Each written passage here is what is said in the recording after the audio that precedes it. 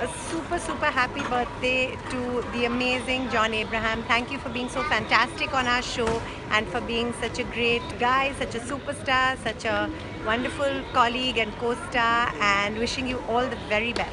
Today we have a very, very special guest, a superstar actor, doting son, a great husband, a brilliant producer, avid biker, a football enthusiast, fitness freak, and one of my first ever co-stars in a movie, Saya, and the really, really wonderful, very humble John Abraham. So thank you, John. Thank you so much for being here. Thank you. You should have just said fitness freak. Okay, fitness freak. That's it.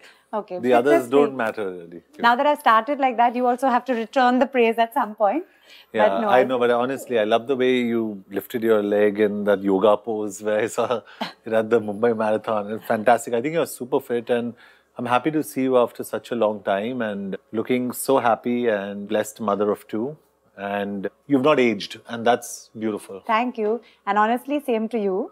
I won't say you're a mother of two, but you really haven't aged. If anything, honestly, you seem to be getting fitter and fitter every year and I younger said all and that younger. to you so you could return that compliment. Yeah, so that's what we're doing. I think this chat is going to be that, like returning the compliments. But honestly, John, how do you do it? Because you're super fit. We all know you're into your, fitness, but you travel a lot. You work really hard. You have so many films coming out. So how do you actually take the time out for the fitness, and what do you do? I think I'm a student of fitness. I'm just very disciplined about life, and people call me regimental.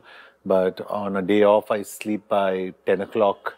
I wake up at 4:30 or 5, and I eat right. I've not had a cheat day in maybe 19 or 20 years now. Really? A lot of people say, you're really not enjoying life. But I think I find a lot of taste in food even without really having to cheat.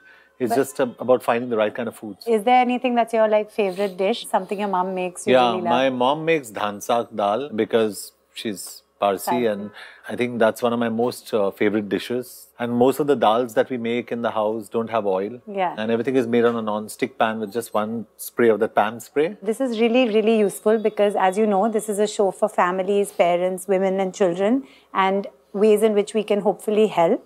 I'm not telling everyone here to go to the gym, but just wake up early. Yeah. And go for a walk, just a simple walk, then have a healthy breakfast. Yeah. Your sugar happens through fruit, and this is for all the moms. We tend to spoil our kids and give them chocolates. But I think fruit is the best way for a child to consume sugar, fructose. Honestly, the saying that we all say, an apple a day keeps the doctor away, it's partially true. That's why I'm dressed in an apple color. Yeah, absolutely lovely. No, but also it's interesting that you talk about waking up early, because I found after having kids, we wake up really early because, of course, the kids wake up early. You're a very blessed family waking up early. I don't understand people who wake up late. Yeah. There's no space for that. If you're out there waking up late, John says you must wake up early. Yeah. Jokes apart, if your work requires you to stay up late, you need a minimum of at least 6 to 7 hours of sleep, which is very important for your body. Yeah. And to have a holistic and healthy lifestyle, it's like a tripod stand. Good exercise, good food, and good sleep. Yeah. Without one, the tripod stand falls. Were you this disciplined as a kid, or what were you like as a kid? I was an average kid academically. I used to stand 6th or 7th in class. Yeah. And I loved playing sport. I used to play football every day as a kid. Out of 17 boys, there were 7 boys who used to turn brown on the field. And I used to lead that pack. I was mischievous. The principal once told my mom, John means 24 grey hair in a day. Really? That's the stress I used to give, and my dad and mom couldn't oh my God, John, enough. I was a bundle of energy. Yeah. And my dad just recently became a grandfather for the second time. And the first was a baby girl. And my dad said, thank God for a girl, man. Thank God. Wow, so congratulations. Thank you. You're a proud uncle. Yeah, so, he said that having 2 boys in the house is a menace. I have 2 boys. Yeah, 2 little boys and a husband, so 3. And a husband, 3. The husband's always little, One thing I proudly say, and I would love to say this to all parents, is that my father instilled a lot of value systems in me, my father and my mother. And one of them was being absolutely honest and not cheating anyone. Yeah. And I think that's something my father kept saying when we were growing up. But when we grew up, he stopped saying it, right? Yeah. And I realized that I was my father's son because I realized that I don't deal in black money. Yeah. I don't cheat anyone. I try and do everything honestly. So Yeah. there are a lot of things that I don't do within my value systems. Yeah, and these are all inculcated from a young age. So Young I think age. the onus is on us as parents Absolutely. to give them those right values. And sometimes, honestly, it's quite tough. So I know, talking of values, I know your mother, and I'm sure your dad as well, are very involved in giving back and Yeah. helping children who are less privileged. Yeah, my mom, 3 times a week, she takes care of children suffering from terminally ill diseases. And the other 2 days a week, she takes care of 300 stray dogs.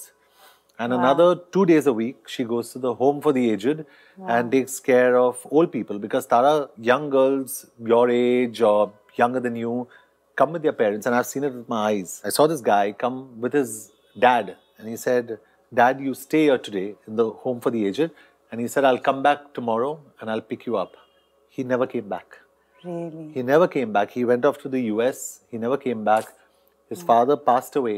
He didn't even come back for the last rites. Oh, no. So I think as a society, I sometimes get worried whether we are losing our value systems. And I'm not saying I'm old school. Yeah, I think children should be given the independence. But I think it's important to give back to your family and give back to society absolutely what they've given you. And that's what I do in my own way. Tara, I'm on your show. I really don't go around prophesizing about this or talking about this on a social media platform. Because I think it's important.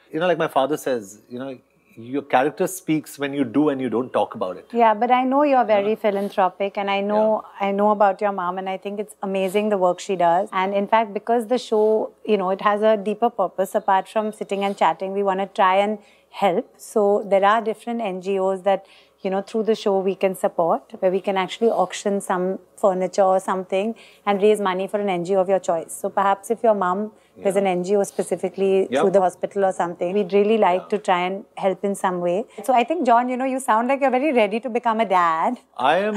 With all this gyan you're giving us as parents. I've got the energy of a child. You have the energy of a child, but now tell us about that. You are married, so are you thinking of kids coming next? We haven't thought about it. Right now, eventually. I'm just concentrating on setting my systems right in my workplace. Yeah. I have a football team. Yes. Northeast United FC. It's one thing that I have on my head, and I have my production house. Yes. I also am doing films as an actor. Yeah. So there are a lot of things happening right now in my life that are taking a lot of time in my life. Yes. And I need to get those systems right. Once systems are in place, then you can look elsewhere.